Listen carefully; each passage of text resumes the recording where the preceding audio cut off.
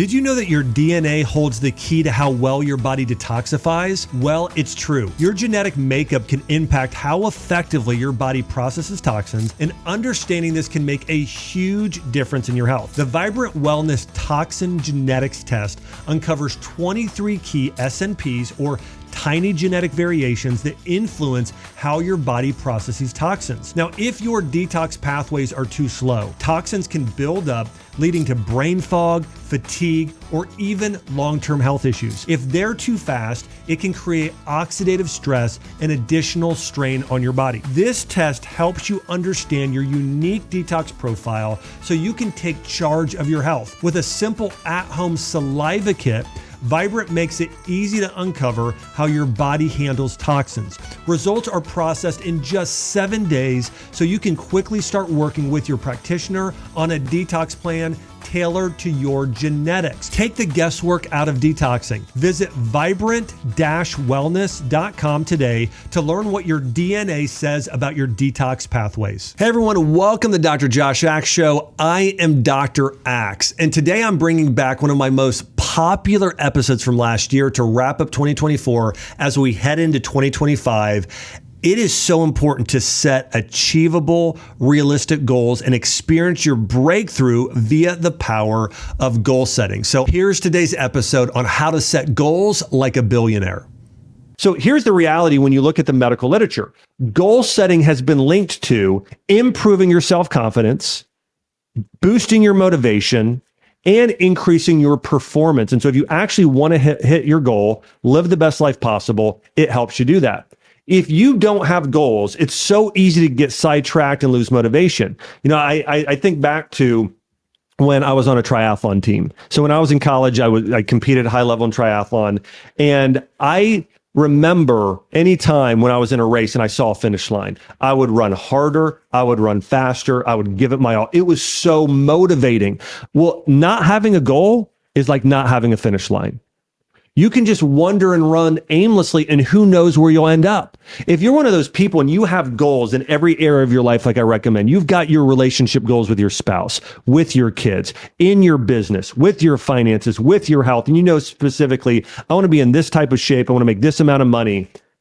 Statistically, and according to the research, it shows you are much, much more likely to hit those if you goal set right versus if you don't do it the right way. In this episode, I'll probably surprise you as well as we get into some of the research on what goal setting should and shouldn't be and the parameters around goal setting. I'm going to make it really easy for you to where you could just simply probably do the practices I'm going to recommend in either a few minutes. Now, you could make it an hour. I make it a few hour exercise around January 1st every year, but I think you're going to see there's some surprising things here as well.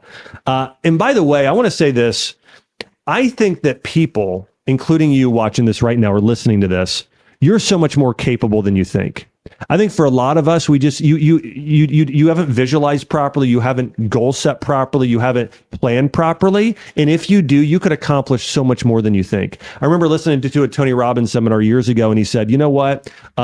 Most people can't, they sort of over-exaggerate what they can achieve in a short period of time, but they under-exaggerate. They fall short on how big their goals should be in the long term. And I found that to be true. You know, I've had health goals where it's like, okay, in 90 days, I want to completely transform my health. And it got a little bit better. But then after 2 to 3 years, I was like, whoa, I'm literally a different person. I did more than I thought I could possibly achieve. And it was in business, it was in relationships, it could be in health.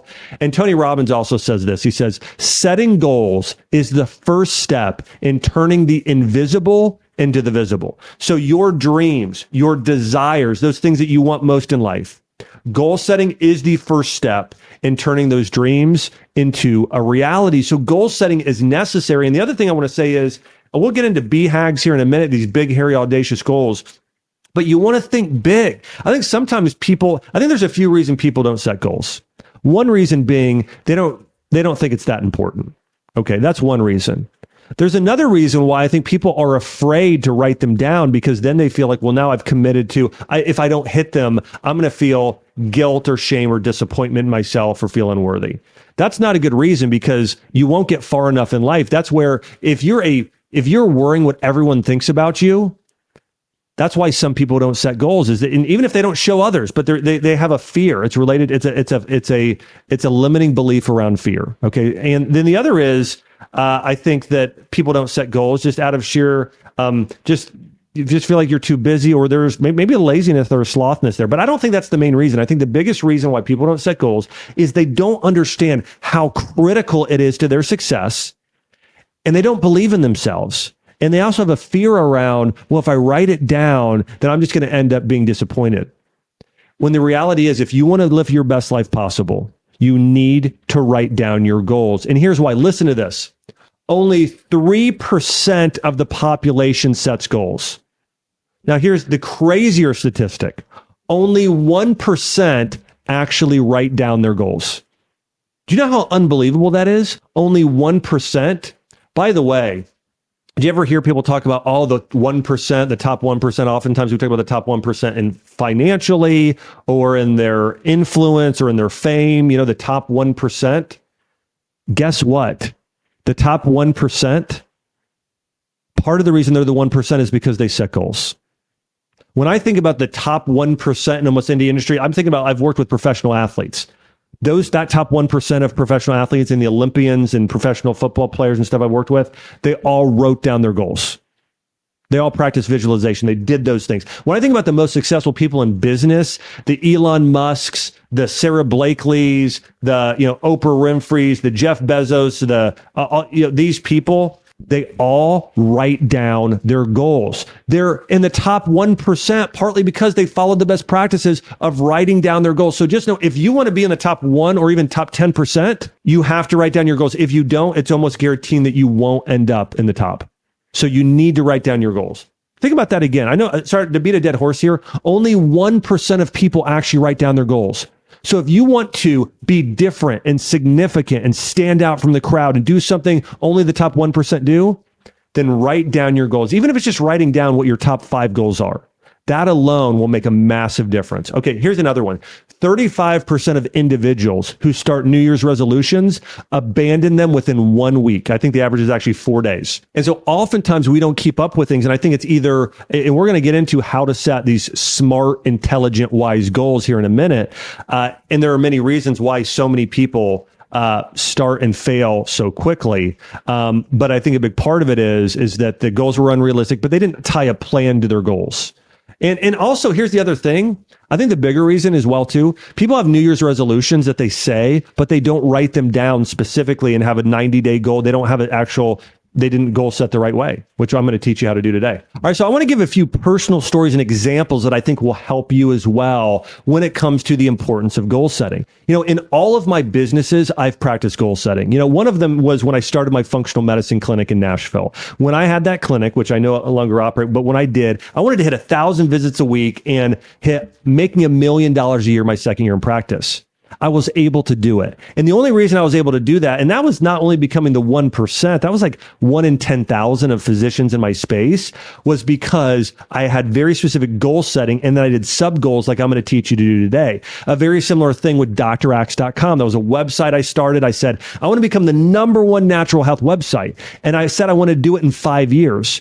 Well, the crazy thing was, because I was so goal driven, we did that in 2.5 years.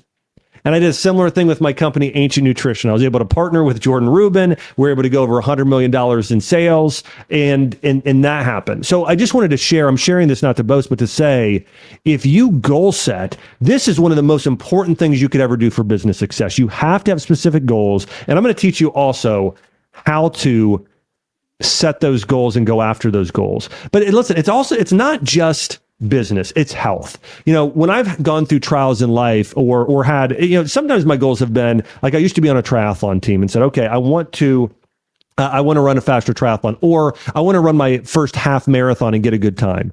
I know I got a better time because I had very specific goals. I was able to do an hour and a half, 1 hour and 30 minutes because I had a very, very specific goal laid out. And then another example would be finding my spouse. When I think about Chelsea, I wrote down my goal to get married within 2 years. And I wrote down all the qualities of the spouse that I was hoping for and dreaming for and praying for. And part of my goal was I started looking for that person. I started praying for that person. I started trying to become the sort of person myself that would attract that sort of person. And I was able to find the woman of my dreams.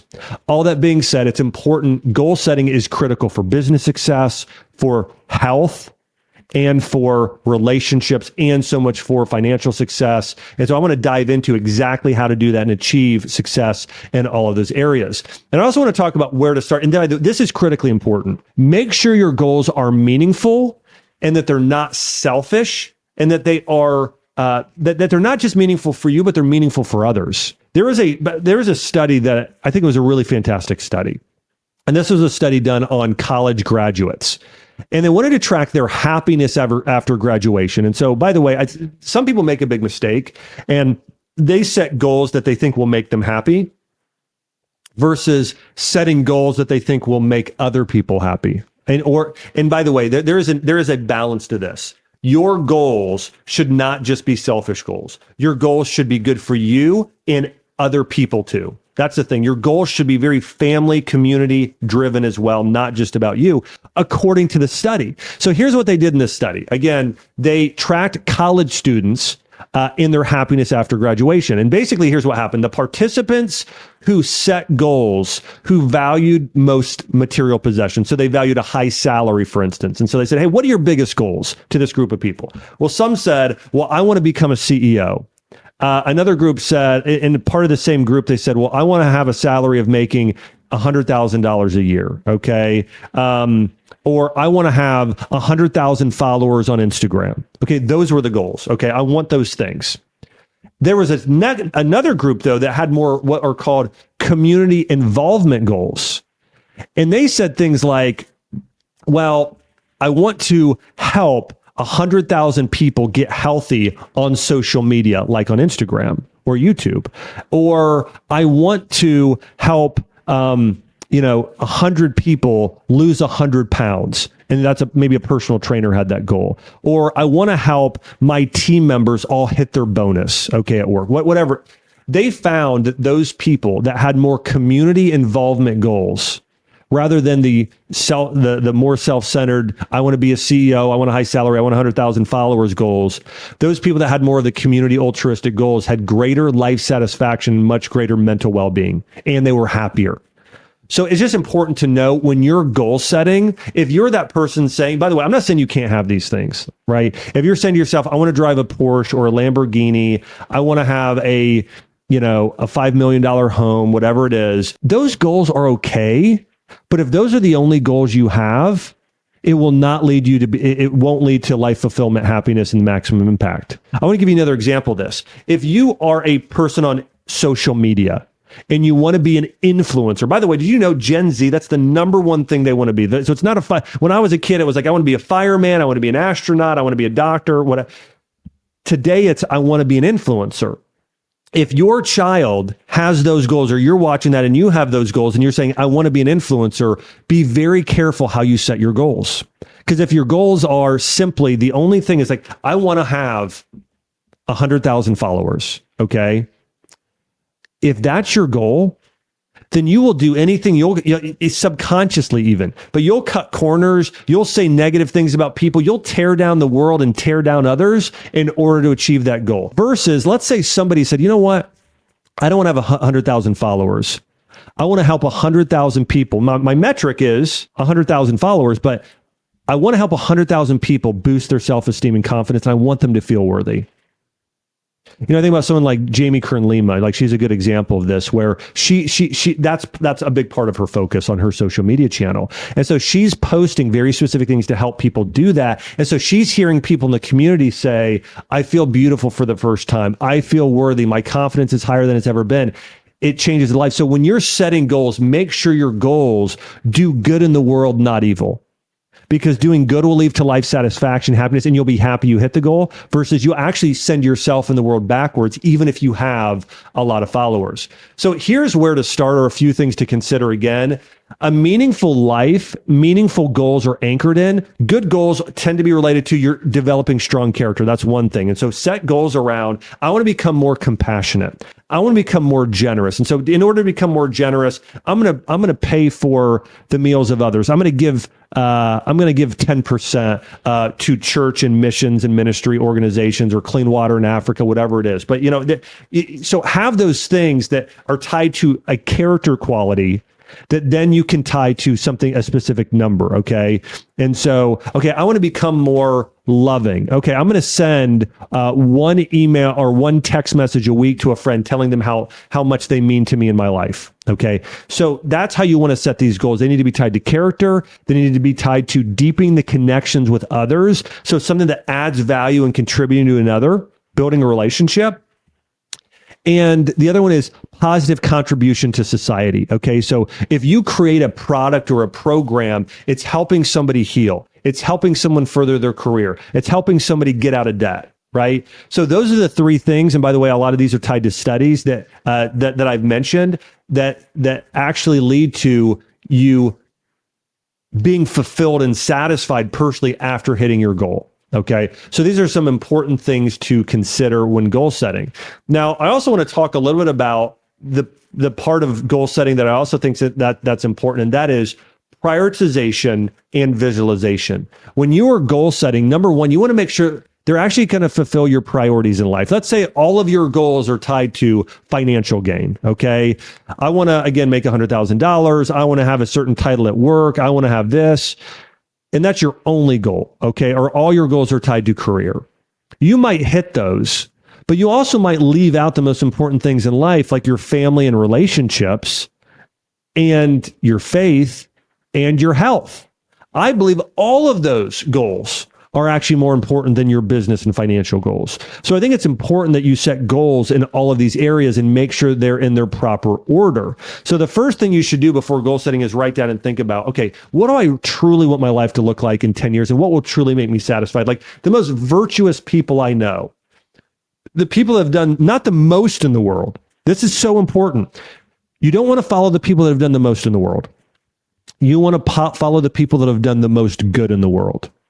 We could talk about people like Martin Luther King Jr., Mother Teresa, and those are great people. But I think about friends of mine like Jordan Rubin. Jordan Rubin started a supplement company, and he puts foods in, actually puts great ingredients in his supplements versus other people that have started supplement companies that put absolute trash in their supplements. You could start a food company, but if it's all genetically modified organisms and in food colorings and artificial dyes, you're doing evil in the world.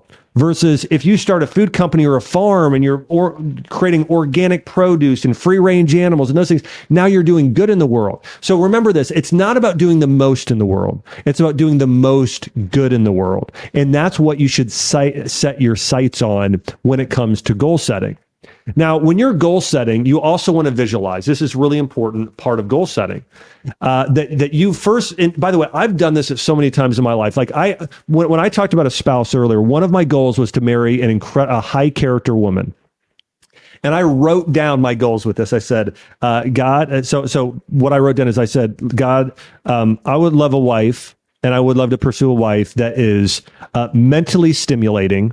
Now, I wrote that one down because that was important to me. Like I wanted to be able to have deep and meaningful conversations with a spouse. And I was into medicine and philosophy and psychology and these things. And I needed a deep woman who was educated. And so that was one thing I wrote down. I said, God, would you send me a woman that is mentally stimulating, physically breathtaking, spiritually on fire, and that helps me grow, like it's iron sharpens iron. Those are the things I wrote down. And then I wrote down other things, right? That she wants to, she's into health and she wants to grow her faith and a number of things. So I had those things down and God sent me that woman, and I'm so blessed for it. But the other thing I did with that is I visualized and I pictured, what does that woman look like? What are we doing together? Oh, we're at the gym together. Okay. We're doing a workout. And then afterwards we're going and getting a green drink. Okay. My family grew up going to a lake house. And so I saw us going on a boating trip and we were wake surfing and wakeboarding. And I visualized all these things of sort of what I want this woman in this life to look like.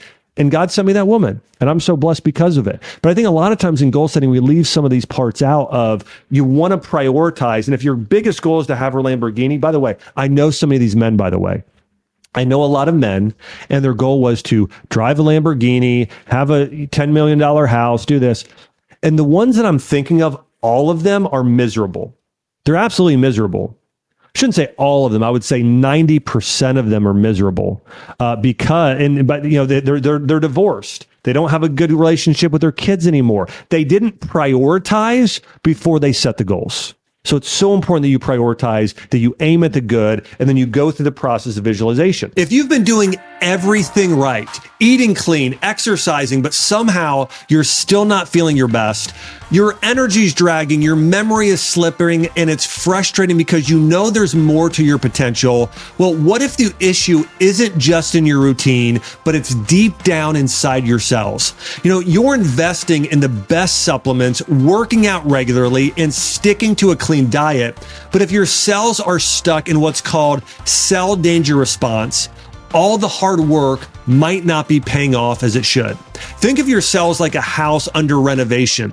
You can bring in the highest quality materials like the best supplements and clean foods, but if the workers inside the house are on lockdown because of a storm, nothing gets done. The materials just pile up unused. That's what happens when your cells are in CDR. They can't fully use the good stuff you're giving them.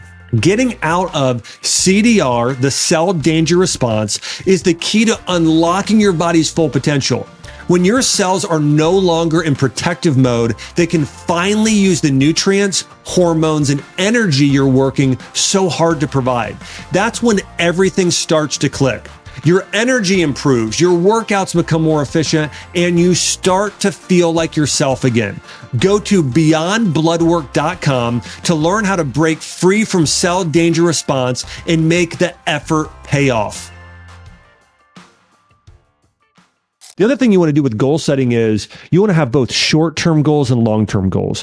I tend to have quarterly goals. There's a reason why companies do this now today. You have your yearly, your annual goals, and you have your quarterly goals. So every 3 months, I sort of evaluate, and then I have metrics for those goals. So you want to have short-term, you want to have long-term. I tend to have a 1-year goal, a 5-year, and a 25-year goals. And then you want to have some goals, maybe one in a certain area of life, and this might be in business, and it's a big, hairy, audacious goal. Okay, something to where, you couldn't do it on your own. You need a team to do it. You need a God-sized miracle to do it, but you want to do something big that shifts the world and society in some way. And so those are some types of goals that you want to have. And so what I do when I goal set is I tend to write down those 1-year goals, and then I break them down into what we call rocks at my company, but those sort of quarterly goals to see how I'm doing, reevaluate for the year. And then I have some of those longer term goals that I write down separately. And one of the things that we'll do here as well is I may show you an example of the way that I actually do goal setting on a document, or it's something that you could go and download that we might be able to get for you there as well. I want to go through a study here on goal setting really quickly. This was done by Gail Matthews. She's got another great study she did on visualization. But she did a study on goal setting, and here's what she found. She said when people wrote down their goals, they were 33% more successful in achieving them than those who formulated outcomes in their heads. Her research also highlights the effectiveness of having, this is important, a supportive friend or accountability for completing the action steps through weekly progress updates. So listen to that. If you just simply write it down, that's it. Just write down the goal. You're going to be 33% more successful in achieving the goal. And listen, this isn't saying you don't have goals. This was a group of people that had them in their head. So they had goals saying, I know what my goals are, versus writing them down. There's a big difference between just thinking them and actually writing it down. You got to write it down. Okay. Here's the other big piece she said is accountability. This is important. By the way, I'm going to get into this in a minute. Some people think you should announce your goals to everybody. You shouldn't, but you should have accountability. That's key. We'll get into that more here in a minute. Here's another key to goal setting. You are 2 to 3 times more likely to stick to your goals and hit them if you make a specific plan for when, where, and how you'll perform the behavior. So here's a sentence you can fill out. During the next week, I will partake in at least 20 minutes of vigorous exercise on, name the day, name the time of day, and name the place. Get specific. This is key to goal setting. James Clear, he's the author of Atomic Habits, gives his recommendations for habit stacking. And here's how he does this as well. So this is another great way to do this and achieve your goals, is to where have habits that help you achieve your goals. And so part of goal setting is not only the goal, it's the system to achieve the goal, or the habit to achieve the goal. So remember that goal setting is, you want to spend time prioritizing. You then want to spend some time visualizing that outcome. Then you want to specifically write down what the goal is, like we just went through, where you're going through, the day, the time of the day, the place where you'll typically do this. You then want to write down, what's the system? What are the habits you need to achieve those goals? And oftentimes stacking them together. So for instance, if you're saying to yourself, okay, I want to get healthier next year, and my specific goal is to lose 20 pounds in 90 days, and I want to run my first 5K. Okay, something like that. Well, then what you want to do is, you can have a diet habit stacked on top of an exercise habit, stacked on top of a mindset habit, right? Or here's some other examples that James Clear shares. Meditation. After I brew my morning coffee, I will meditate for 1 minute. Okay. Push-ups. Before I take my morning shower, I will do 10 push-ups. Gratitude. Before I eat dinner, I will pray or say everything I'm grateful for. Networking. After I return from my lunch break, I will send one email to someone to meet. So you can see an example here of just as easy things. How long does it take to do 10 push-ups? 20 seconds? I mean, so adding in some of these good habits, if you do that for a year, you can be a totally different person. You can be transformed. Now, I want to go through how to set SMART goals. Okay. By the way, I have a new book that's coming out. It's called Think This, Not That. And I go through this form and much deeper of goal setting in my book. So if you want to know more about how do you goal set, how do you find your purpose, how do you achieve a higher identity, check out that book. You can simply go to Amazon.com and just search Josh Axe, Think This, Not That. All right. SMART goals. So number one is, to set SMART goals, you need to be specific, very specific. So I'm going to run 22-minute 5K. So you have that, and you have the exact date for the event. So let's say it's March 31st. Okay, so March 31st, at this exact run, I'm going to run a 22-minute 5K, or a sub 22-minute 5K. Okay, so you have real specific. And then from there, remember, you're going to break it down more. You're going to say, well, in order to do that, I'm going to run 4 times a week. For however long, for 30 minutes, 4 times a week, or your exact mileage, right? You're typically going to get more specific than that, but that's what you're going to do. So you're going to get very specific to set a great goal. The next one is, your goal should be measurable. And so with it being measurable, again, that 22 minutes.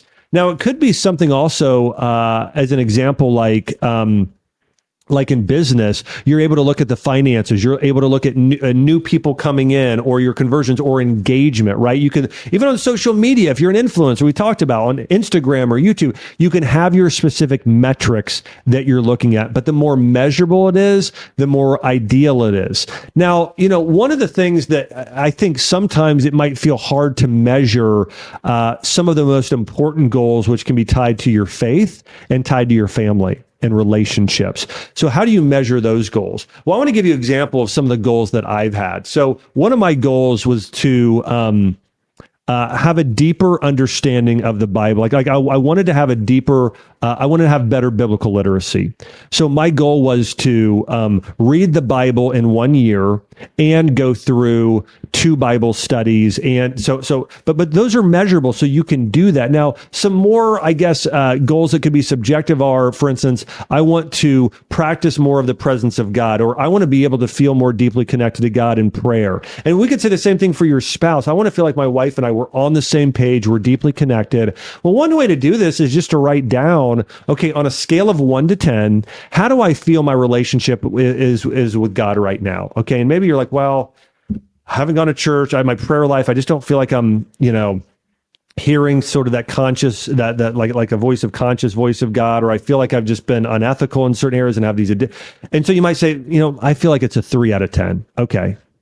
Well, then write down what are those specific practices, and then grade yourself quarterly. And then at the end of the year, remember, I was at a 3 out of 10. Maybe now you're at a 6 or 7 out of 10.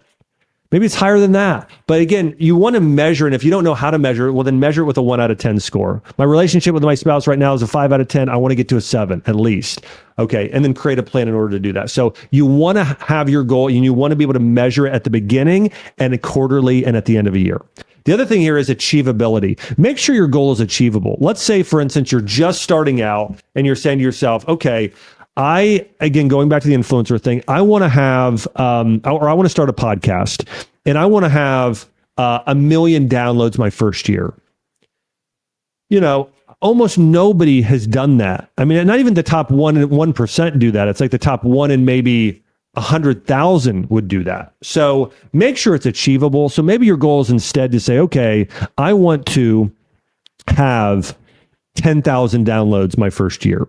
Okay. And so set something that's more achievable and realistic that you can hopefully hit. And here's the thing, after 3 months, if you realize, okay, gosh, I had 1 million and my goal was my goal was 1 million and I'm only at 1,000 downloads after 3 months. Well, then maybe you adjust it and then you make it 8 or 10,000, right? So make sure your goals are achievable. But here's the other thing too. You want them achievable, but you also want them to stretch you. So what we do in business, and I do this in my life, is I have what are called my standard goals and I have my stretch goals. Okay. So those goals that I know that I should be able to hit, especially if I push it, but then sometimes I'll write a goal that's about 25% bigger that really, I believe that if we really stretched for, maybe we could do it if some things that really fell our way. Okay. So I tend to have standard, those achievable, and then those stretch goals. You want to make them realistic. You also want to make them time bound. Again, that timing is really, really important. And that's how you set these SMART goals. Now, I want to jump back to something that I talked about earlier, and that's accountability.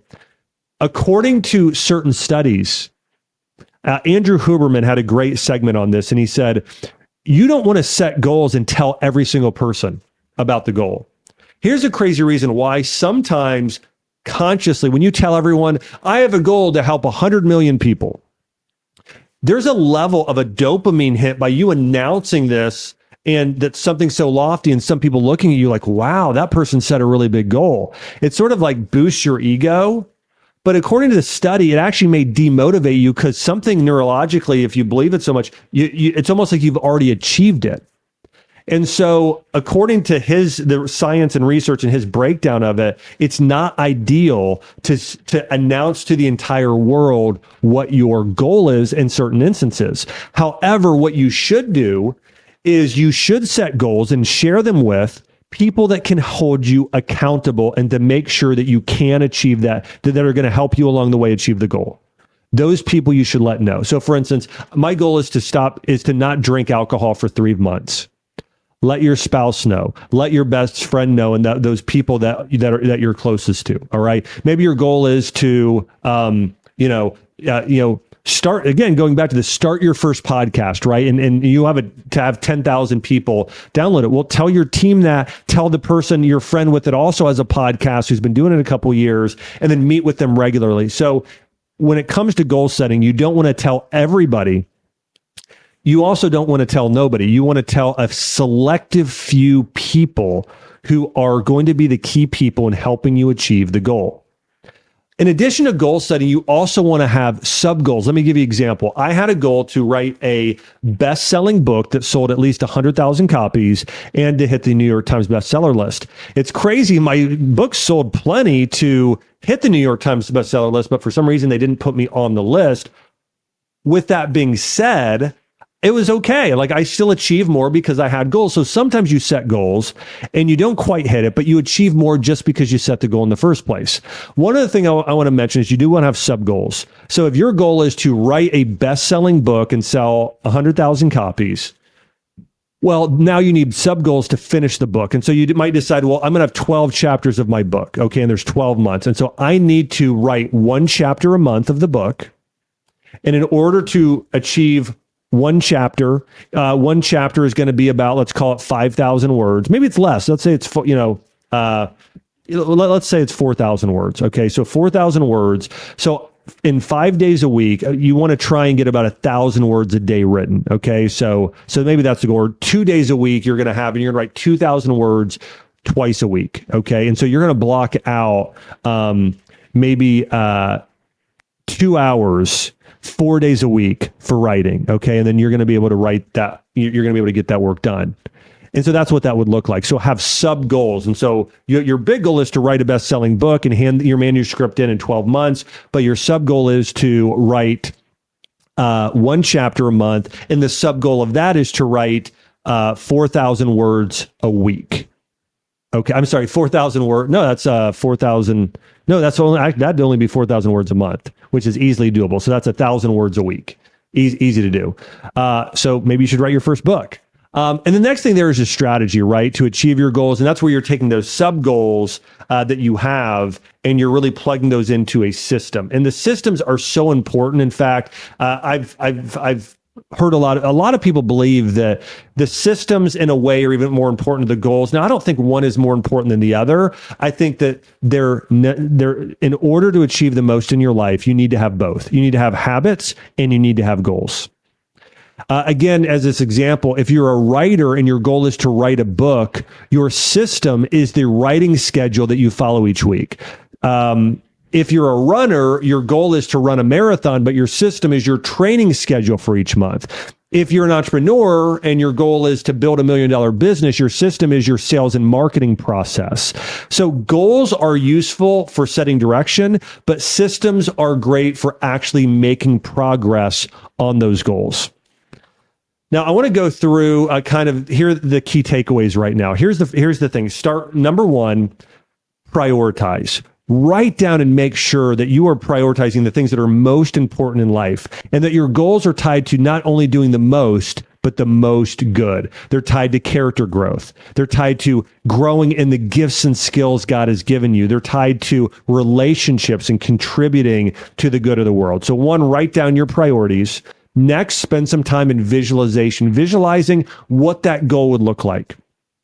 The next step would be following that SMART goal setting process where you're writing down goals that are very specific and they're measurable and they're realistic, right? So follow that SMART goal setting process and then create the systems. What are those the sub goals and systems that are going to allow you to achieve that big goal? And one of the last steps is writing down a specific plan, plugging these into your daily schedule, plug in time to write the book, plug in time to record the podcast, plug in the spiritual growth time, plug in the time to grow closer to your family, plug into your schedule right now and almost plan out the year of what you're going to do. And last but not least, remember, don't tell everybody, but tell an accountability partner or certain people in business or whoever can help you achieve that goal and help you most accountable. If you do that, it's going to help you tremendously. Remember, only 1% of people set goals.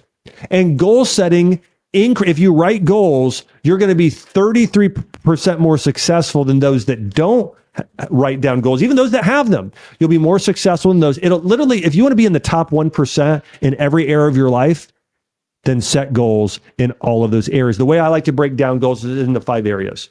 I like to break my goals down into my faith, my family and relationships, my health and fitness, my finances and work life, and my free time, that sort of recreational, maybe it's trips or you want to get into pickleball, whatever, you have some goals there. So those 5 areas are the 5 areas you should goal set in. And then once you have those 5 areas of goal setting, what I want to encourage you to do is write down between 1 to 3 goals in every one of those areas. Okay. And so, if in your professional life, you may say, well, I want to get a raise and make $100,000 this year. And then the other thing I want to do is I want to grow in my skill, as a writer and become a much better writer. And then another goal is it's more altruistic. I want to be able to, in my finances, give 10% of our income away to those in need, right? So you want to write down goals in all those areas. And then what you want to do, if you write down those 1 to 3 goals, you want to circle the big one, the one that matters most in each of those areas and create very specific plans to achieve those goals. And again, if you do, you're going to have your best year ever. Goal setting is necessary to become successful and to live your best life possible. I want to say thanks so much for tuning in to today's episode. If you enjoyed this episode on goal setting, hey, make sure to subscribe, like, and share, and also click the notification button so you get rung anytime a new episode is released. I'm releasing 3 new episodes a week, and We've had a lot of great podcasts come out. And so you may want to go back and scroll through on YouTube or iTunes or Spotify and look at some of our past episodes I've covered, because I think there are so many that would add great value to your life. And listen, if you liked this episode, I think you're going to love the episode I did with Hal Elrod, where we talk about his 6 steps to achieve a miracle morning. That habit can change your life. Hey, click here to watch this video. I think this is another video that you're going to love.